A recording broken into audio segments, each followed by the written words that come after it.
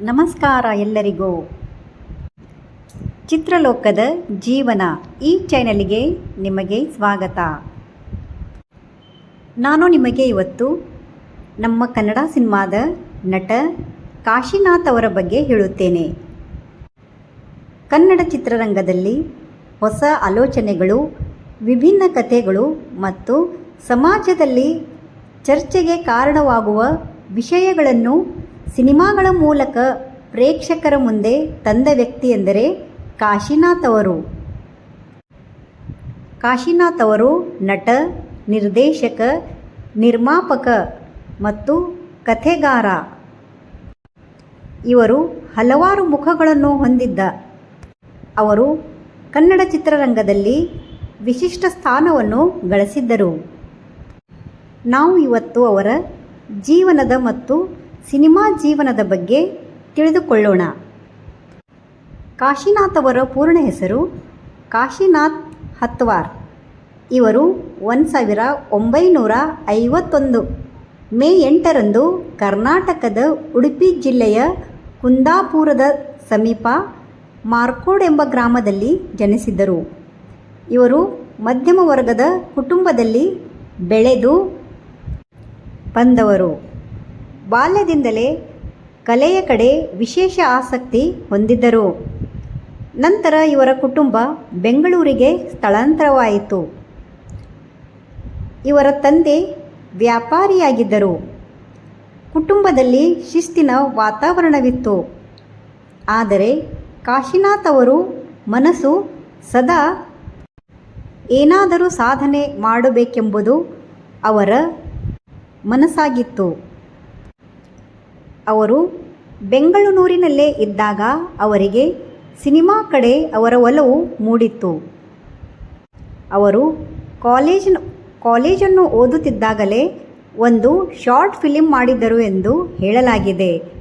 ಆಮೇಲೆ ಅವರು 1970ರ ದಶಕದಲ್ಲಿ ಕನ್ನಡ ಚಿತ್ರರಂಗದಲ್ಲಿ ಹೊಸ ಪ್ರಯೋಗಗಳಿಗೆ ಅವಕಾಶ ಮಾಡಿದ್ದರು. ಕಾಶಿನಾಥ್ ಅವರು ವಿಭಿನ್ನ ಆಲೋಚನೆಗಳನ್ನು ಹೊಂದಿದ್ದರು. ಇವರು 1976ರಲ್ಲಿ ಅಪರೂಪದ ಅತಿಥಿಗಳು ಈ ಚಿತ್ರದ ಮೂಲಕ ನಿರ್ದೇಶಕರಾಗಿ ಪಾದಾರ್ಪಣೆ ಮಾಡಿದ್ದರು. ನಂತರ 1978ರಲ್ಲಿ ಬಂದ ಅಪರಿಚಿತ ಸಿನಿಮಾ ಇವರಿಗೆ ದೊಡ್ಡ ಯಶಸ್ಸು ತಂದುಕೊಟ್ಟಿತ್ತು. ಈ ಚಿತ್ರವು ವಿಮರ್ಶಾತ್ಮಕ ಮತ್ತು ವಾಣಿಜ್ಯ ಯಶಸ್ಸು ಎರಡನ್ನೂ ಗಳಿಸಿತ್ತು. ಕಾಶಿನಾಥ್ ಅವರ ಕಥೆ ಹೇಳುವ ಶೈಲಿ ಆ ಕಾಲಕ್ಕೆ ಹೊಸದಾಗಿತ್ತು. ರಹಸ್ಯ, ಹಾಸ್ಯ ಮತ್ತು ಮಾನವ ಸಂಬಂಧಗಳನ್ನು ವಿಭಿನ್ನವಾಗಿ ತೋರಿಸುವ ಸಾಮರ್ಥ್ಯ ಅವರಿಗೆ ಇತ್ತು.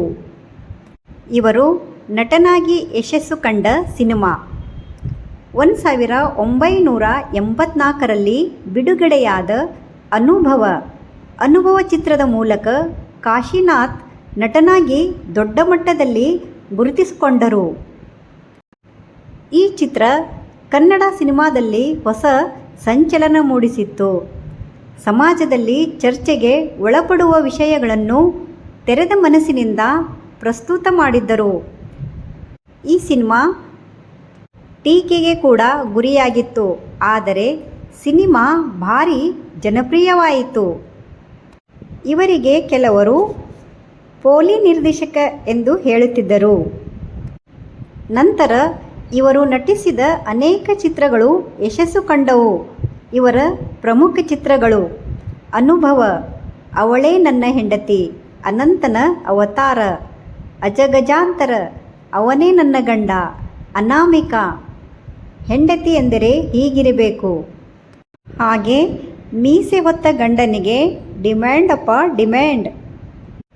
ಇವರ ಸಿನಿಮಾದಲ್ಲಿ ಪ್ರೇಮ, ದಾಂಪತ್ಯ ಮತ್ತು ಲೈಂಗಿಕತೆ, ಕುಟುಂಬ ಸಂಬಂಧಗಳು ಮತ್ತು ಸಮಾಜದ ಕಪಟತೆಯನ್ನು ಕಥೆಯ ಕೇಂದ್ರಬಿಂದುವಾಗಿ ತೋರಿಸುತ್ತಿದ್ದರು. ಆ ಕಾಲದಲ್ಲಿ ಇಂಥ ವಿಷಯಗಳ ಬಗ್ಗೆ ಮುಕ್ತವಾಗಿ ಮಾತನಾಡುವುದು ಅಪರೂಪವಾಗಿತ್ತು. ಆದರೆ ಅಂತಹ ಚರ್ಚೆಗಳು ಕಾಶಿನಾಥ್ ಅವರು ಸಿನಿಮಾದ ಮೂಲಕ ತೋರಿಸಿದ್ದರು. ಕೆಲವರು ಅವರ ಸಿನಿಮಾಗಳನ್ನು ವಿವಾದಾತ್ಮಕ ಎಂದು ಟೀಕಿಸಿದ್ದರು. ಇನ್ನು ಹಲವರು ಅವರನ್ನು ಧೈರ್ಯಶಾಲಿ ನಿರ್ದೇಶಕ ಎಂದು ಪ್ರಶಂಸಿಸಿದರು. ಅವರ ಚಿತ್ರಗಳು ಸದಾ ಚರ್ಚೆಗೆ ಕಾರಣವಾಗುತ್ತಿದ್ದವು. ಕಾಶಿನಾಥ್ ಅವರ ಅತ್ಯಂತ ದೊಡ್ಡ ಸಾಧನೆಗಳಲ್ಲಿ ಒಂದು ಅದು ಏನೆಂದರೆ ಇವರು ಹೊಸ ಪ್ರತಿಭೆಗಳನ್ನು ಕನ್ನಡ ಚಿತ್ರರಂಗಕ್ಕೆ ಪರಿಚಯಿಸಿದ್ದರು. ನಟ ಉಪೇಂದ್ರ ಇವರಿಗೆ ಕಾಶಿನಾಥ್ ಅವರು ಅವಕಾಶ ನೀಡಿದರು. ಜೊತೆಗೆ ನಿರ್ದೇಶಕ ಸುನೀಲ್ ಕುಮಾರ್ ದೇಸಾಯಿ ಮತ್ತು ಸಂಗೀತ ನಿರ್ದೇಶಕ ವಿ ಮನೋಹರ್ ಅವರಂತಹ ಪ್ರತಿಭೆಗಳಿಗೆ ಬೆಳವಣಿಗೆಯಲ್ಲಿ ಪ್ರಮುಖ ಪಾತ್ರ ವಹಿಸಿದ್ದರು. ಉಪೇಂದ್ರ ಸೇರಿದಂತೆ ಅನೇಕ ಕಲಾವಿದರು ಕಾಶಿನಾಥರನ್ನು ತಮ್ಮ ಮಾರ್ಗದರ್ಶಕ ಎಂದು ಗೌರವಿಸಿದ್ದಾರೆ. ಕನ್ನಡದಲ್ಲಿ ಯಶಸ್ಸು ಕಂಡ ನಂತರ ಕಾಶಿನಾಥ್ ಅವರು ಬಾಲಿವುಡ್ನಲ್ಲಿಯೂ ತಮ್ಮ ಅದೃಷ್ಟ ಪರೀಕ್ಷಿಸಿದರು. ತಮ್ಮ ಅನುಭವ ಚಿತ್ರ ಹಿಂದಿ ಚಿತ್ರವನ್ನು ನಿರ್ದೇಶಿಸಿ ಬಾಲಿವುಡ್ಗೆ ಪ್ರವೇಶಿಸಿದ್ದರು. ಅವರ ಕೆಲವು ಕನ್ನಡ ಚಿತ್ರಗಳು ಹಿಂದಿಗೂ ರೀಮೇಕ್ ಆಗಿದ್ದವು. ಇವರು ಕನ್ನಡ ಅಷ್ಟೇ ಅಲ್ಲ, ತಮಿಳ್, ತೆಲುಗು, ಹಿಂದಿ 3 ಭಾಷೆಗಳಲ್ಲಿ ಸಿನಿಮಾಗಳು ಮಾಡಿದ್ದರು. ಇವರ ಸಿನಿಮಾಗಳು ಸಾಮಾನ್ಯ ಮನುಷ್ಯನ ಸಮಸ್ಯೆಗಳು, ಸಂಬಂಧಗಳ ಗೊಂದಲಗಳು ಮತ್ತು ಸಮಾಜದ ದ್ವಂದ್ವಗಳು ಸ್ಪಷ್ಟವಾಗಿ ಕಾಣಿಸುತ್ತಿದ್ದವು. ಇದೇ ಕಾರಣಕ್ಕೆ ಅವರ ಚಿತ್ರಗಳು ಇಂದಿಗೂ ಪ್ರೇಕ್ಷಕರಿಗೆ ನೆನಪಾಗುತ್ತವೆ. ಕಾಶಿನಾಥ್ ಅವರ ಕೊನೆಯ ದಿನಗಳು 2017ರಲ್ಲಿ ಕಾಶಿನಾಥ್ ಅವರಿಗೆ ರಕ್ತದ ಕ್ಯಾನ್ಸರ್ ಕಾಯಿಲೆಯಾಗಿತ್ತು. ಅವರು ಬೆಂಗಳೂರಿನ ಶ್ರೀ ಶಂಕರ್ ಕ್ಯಾನ್ಸರ್ ಆಸ್ಪತ್ರೆಯಲ್ಲಿ ಚಿಕಿತ್ಸೆ ಪಡೆಯುತ್ತಿದ್ದರು. 2018ರ ಜನವರಿ 18ರಂದು ಅವರು ಹೃದಯಾಘಾತದಿಂದ ನಿಧನರಾದರು. ಅವರ ನಿಧನ ಕನ್ನಡ ಚಿತ್ರರಂಗಕ್ಕೆ ದೊಡ್ಡ ನಷ್ಟವಾಗಿತ್ತು. ಇಂದು ಕಾಶಿನಾಥ್ ಅವರು ನಮ್ಮೊಂದಿಗೆ ಇಲ್ಲ. ಆದರೆ ಅವರು ಪರಿಚಯಿಸಿದ ಪ್ರತಿಭೆಗಳು, ಅವರು ನಿರ್ಮಿಸಿದ ಸಿನಿಮಾಗಳು ಮತ್ತು ಅವರು ತಂದ ಹೊಸ ಚಿಂತನೆಗಳನ್ನು ಇನ್ನೂ ಜೀವಂತವಾಗಿವೆ. ಒಬ್ಬ ಸಾಮಾನ್ಯ ಹಳ್ಳಿಯ ಹುಡುಗನಾಗಿ ಆರಂಭವಾದ ಕಾಶಿನಾಥ್ ಅವರ ಪಯಣ ಕನ್ನಡ ಚಿತ್ರರಂಗದ ಇತಿಹಾಸದಲ್ಲಿ ಅಚ್ಚಳಿಯದ ಹೆಜ್ಜೆಗುರುತು ಮೂಡಿಸಿತ್ತು. ನಟನಾಗಿ, ನಿರ್ದೇಶಕನಾಗಿ, ನಿರ್ಮಾಪಕನಾಗಿ ಮತ್ತು ಪ್ರತಿಭೆಗಳ ಮಾರ್ಗದರ್ಶಕರಾಗಿ ಅವರು ಸಲ್ಲಿಸಿದ ಸೇವೆ ಕನ್ನಡ ಚಿತ್ರರಂಗವು ಎಂದಿಗೂ ಮರೆಯುವುದಿಲ್ಲ.